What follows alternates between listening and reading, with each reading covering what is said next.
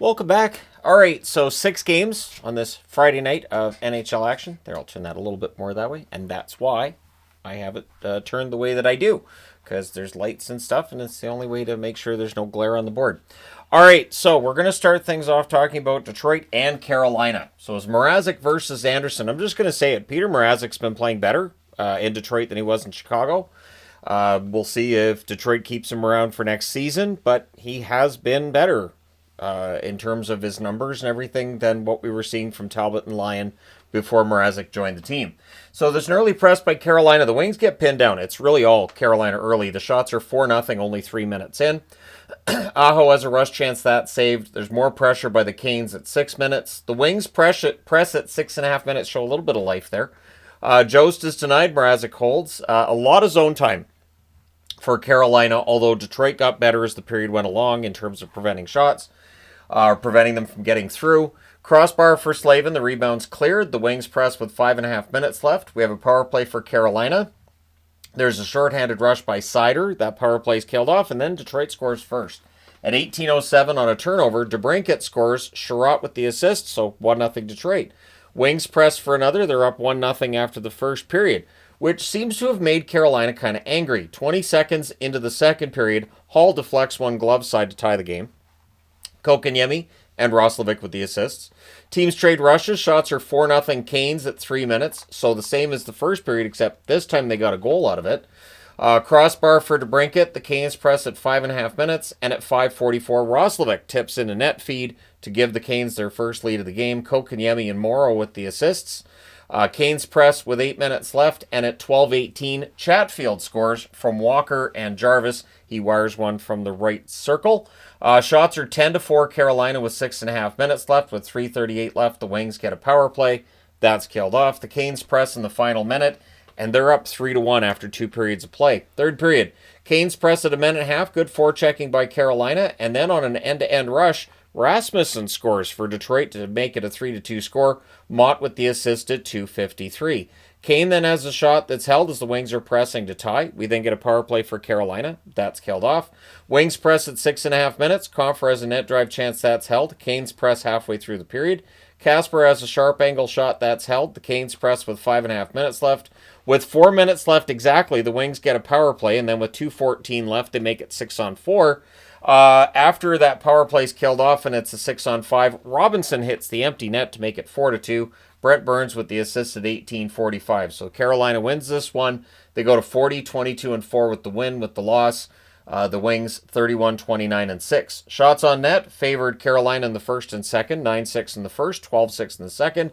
And then Detroit did outshoot them in the third, 14-11. Final shots 32-26 for Carolina. Power plays, both teams go for 2. The hits 22-5 for Detroit. Mrazek saves 28 out of 31. Freddie Anderson saves 24 out of 26. All right, next up, the Oilers and the Islanders, the first of 2 games that has a chess magnet on it for being 3 goals or less. It's Pickard versus Sorokin. Nugent Hopkins has a rush chance that saved. Shots are 3-2 for the Oilers at 3 minutes. Perry's denied on a turnover. The Oilers press at 4.5 minutes. The Islanders get pinned down, but they block the path to the net pretty well. The shots are still 9-3 for the Oilers, 7.5 minutes in. Draisaitl's denied. Oilers with some pressure, and then Podkolzin gets denied next. So Sorokin really busy in that first period, and pretty darn good as well. The Islanders draw a power play. That's killed off, and then with 19.7 seconds left, we get 2 minutes of 4-on-4. So there's no score after the first period. The 4-on-4 rolls over into the second. There's an early press by the Islanders during that. Eventually, the Islanders get a power play. That's killed off. Oilers press at 5 minutes, but the shots are 6-1 for the Islanders 6 minutes in. And then at 8:44, Draisaitl with a one-timer glove side opens the scoring for the Oilers. Brown and Bouchard with the assists. The Islanders press to respond. Cizikas has a rush chance that's saved. The Oilers draw a power play. Hyman's denied and close during that. That power play's killed off. Engvall has a slot shot that's held. Shots are 10-4 Islanders with 4.5 minutes left.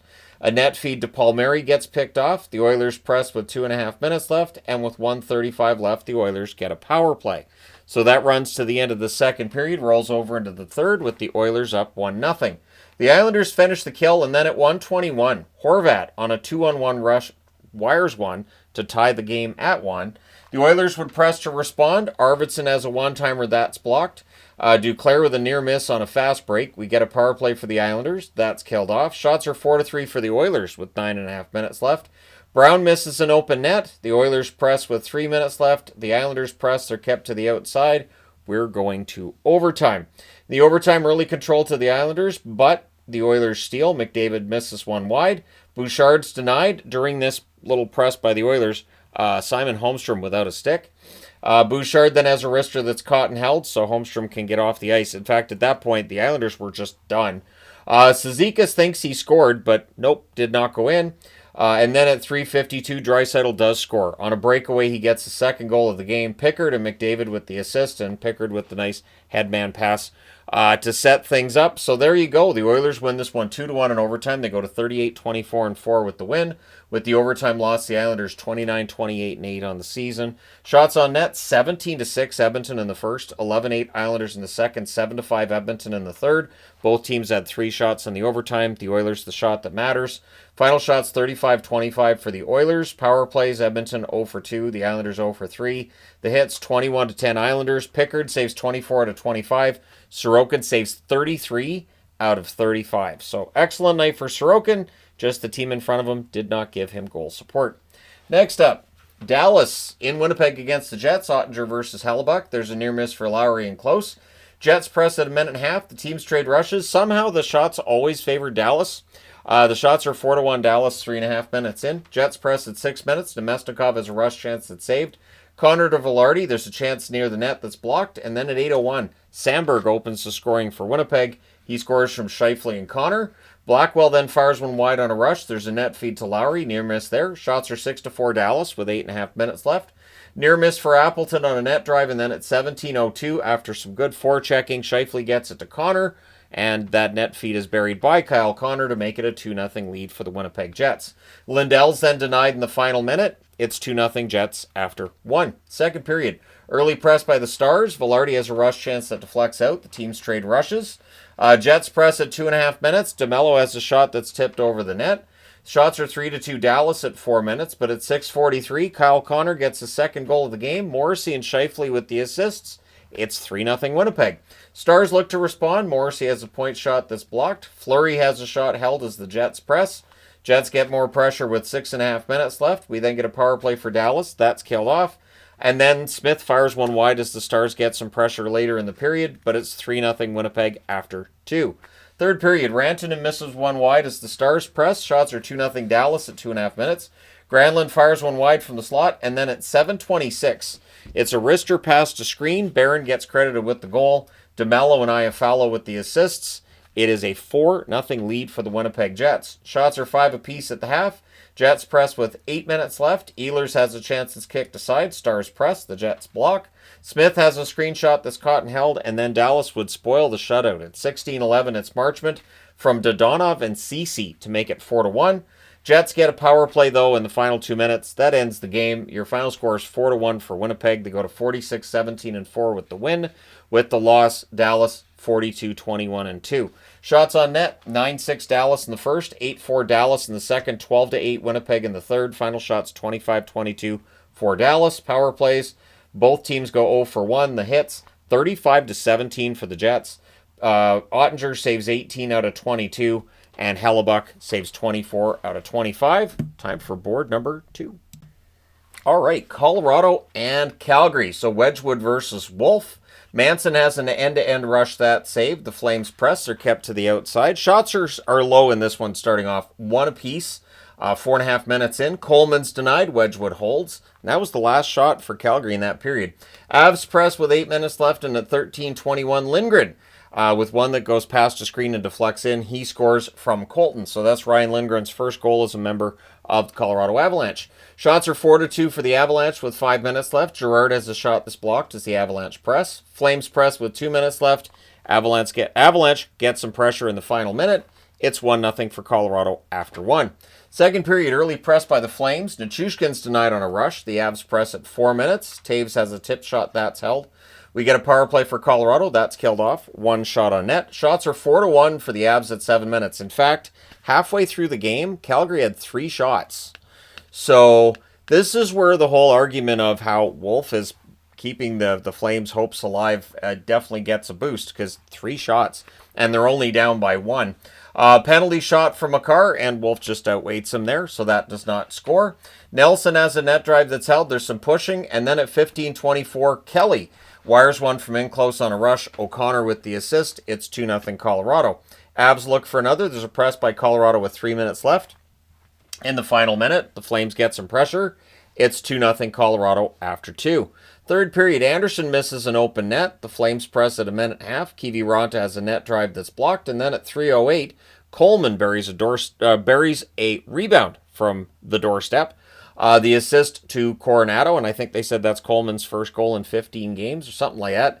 McKinnon then has a net drive that's saved. The shots are 5-1 Calgary at 4 minutes, but at 5:55, kind of against the flow of play, Colorado scores. It's Kelly with the second of the game, Colton with the assist, and he buries that one from the slot. So that makes it a 3-1 lead for Colorado. Flames press at 7.5 minutes. The Avs press at 9 minutes. We get a power play for Calgary. That's killed off. The Flames would go back to the power play, and they score on this one at 16:22. It goes off Huberdeau's shoulder and into the net. Anderson and Farabee with the assist, so that makes it 3-2. Goalie pull happens with 2:01 left. And at 18:21, Nichushkin hits the empty net from Girard to make it a 4-2 score. The Flames would pull the goalie again to no avail. Final score in this one, 4-2 Colorado. They go to 40-24-3 with the win. With the loss, Calgary 30-24-11, the exact same record as the Vancouver Canucks. Shots on net, 7-2 Colorado in the first, 12-8 Colorado in the second, 14-9 Calgary in the third. Final shots, 28-24 for the Avalanche. Power plays, Colorado 0-for-1. Calgary 1-for-2. The hits, 32-19 for Calgary. Wedgwood, 22 saves on 24 shots. Wolf, 24 saves on 27 shots. All right, next up, Nashville and Anaheim. Saros versus Dostal in another game with a chest magnet on it. Lone shot on net was for the Ducks at 4.5 minutes. We get a power play for Anaheim. That's killed off. The teams trade turnovers. The Ducks press at 8 minutes. Shots are 5-3 Nashville, though, with 7.5 minutes left. Bunting has a slot shot that goes wide. Ducks press are kept to the outside. We get a power play for Anaheim. That leads to a shorthanded rush by Cole Smith, where he fires one wide. They do end up killing off that penalty. There's no score after the first period. Second period, early press by Anaheim, but neither team's getting to the net. Again, 4 minutes into the period, the Ducks have the only shot on net. Terry has a chance that's blocked out. The Ducks press. The Preds block. Teams trade rushes. More pressure by the Ducks at 6 minutes. Bellows has a rush chance that saved. Lots of zone time for the Ducks. They're not getting any goals, though. Press by Nashville at 9 minutes. Shots are 6-4 Nashville halfway through the period. Bunting to Marchessault, near miss there. Killorn has a wrister that's held. Sissons misses one wide from in close. And then at 15:52 on a turnover, Terry roofs one far corner. Vetrano with the assist. It's 1-0 Anaheim. Barron has a shot that's held as Nashville presses, looking to answer. Ducks would press to close it out. It's 1-0 Anaheim after 2. Third period, Svechkov has a net drive chance that's held. We get a power play for Nashville. Bunting tips one high, and then there's some pushing on the whistle that follows. And at 4:24, Jacob Vrana gets his first goal as a member of the Nashville Predators. It falls out of Dostal's glove and goes into the net. The assist to Shea and O'Reilly. We then get a power play for Nashville. That becomes a minute 10 of 5-on-3. The Ducks kill it off. And then at 11:20 on a rush, tic-tac-toe play finished off by Killorn. The assist to Zegras and Carlson. So that makes it 2-1 for Anaheim. Shots are 8-4 for Nashville with 6 minutes left. The Ducks press with 2 minutes left. The goalie pull happens with a minute and 15 seconds left, to no avail. The Ducks win this one 2-1. They go to 29-30-7 with the win. With the loss, Nashville 25-33-7. Their 4-game winning streak is snapped. Shots on net, 8-5 Nashville in the first, 11-6 Nashville in the second, 9-4 Nashville in the third. The Preds outshoot them 28-15 in this one. Power plays, Nashville 1-for-3, Anaheim 0-for-2. The hits, 22-11 Anaheim. Saros saves 13 out of 15. Dostal saves 27 out of 28. And the last game of the night, Utah in Seattle against the Kraken. So Vejmelka versus Grubauer in 51 seconds in. Tolvanen opens the scoring for Seattle. Stevenson with the assist, and then the Kraken press for another. Shots are 4-1 for the Kraken 3 minutes in. So really strong start for Seattle. Then they get a power play, and that's killed off. And I felt like that hurt their momentum a little bit. Doan with a near miss on a 2-on-1 rush. Cooley then has a rush chance that's kicked aside. Beniers has a net drive that's saved. Power play for Utah, that's killed off. The Kraken get a power play not long after. That's killed off as well. One shot on net. And then at 16:48, Schmaltz buries one on a rush. Stenlund and Marino with the assists. It's a 1-1 tie, and that's your score after one. Second period, early power play for Utah. That's killed off. The Kraken press 3.5 minutes in. Carcone's denied on a 3-on-1 rush. Utah presses at 5.5 minutes. Krause misses one wide from in close. And then at 7:35, Stenlund buries a cross-crease pass to get Utah the lead at 2-1. Marino and Carcone with the assists. The Kraken press to respond. Newman fires one high on a net drive. Utah presses with 6 minutes left, but at 18:54, Montour, it pinballs in, all of them count, ties the game at 2. Montour from Everly and Tolvanen. Things are then pushy at the horn. It's 2-2 after the second period. Third period, early press by Utah. The shots are 3-0 in favor of the Utah Hockey Club, 2.5 minutes in. Wright's denied on a turnover chance. Asimont then has a wraparound chance as well. That's saved. Teams trade rushes. The Kraken draw a power play. That's killed off. We then get a crossbar for Schwartz. Initially, it was thought to be a goal, but yeah, it went off the crossbar. It did not go into the net. And then at 10:29, Sergachev with the turnover. Kakko says thank you very much. He buries it on a wraparound. Vejmelka was out of position as well. And so it's a 3-2 lead in favor of Seattle. Utah presses with 8 minutes left. They had some opportunities. The goalie pull would happen then with 1:50 left. With 1:15 left, Utah calls a timeout. At 18:51, Tolvanen hits the empty net from Eberle. The Utah Hockey Club pulls the goaltender again, but they lose this one 4-2. Seattle goes to 29-34-4 with the win. Tough loss for Utah because it prevents them from getting into a tie with Calgary and Vancouver. 29-26-11 is the record now for Utah. Shots on net, 9-6 Seattle in the first, 11-6 Utah in the second. Both teams had 7 shots in the third. Final shots 24-22 for Utah. Power plays 0-2 for Utah, 0-3 for Seattle. The hits 31-18 for the Seattle Kraken. Vejmelka saves 18 out of 21. At the other end, Grubauer continues his comeback. I've talked about Jari's comeback with Pittsburgh. Grubauer's had a nice comeback since his AHL tour as well. 23 saves on 25 shots tonight. So there you go. You're all caught up on tonight's action. Let me know your thoughts in the comment section below as always. Hit like and subscribe if you haven't done so already. Thank you guys so much for all your support. I will talk to you again soon.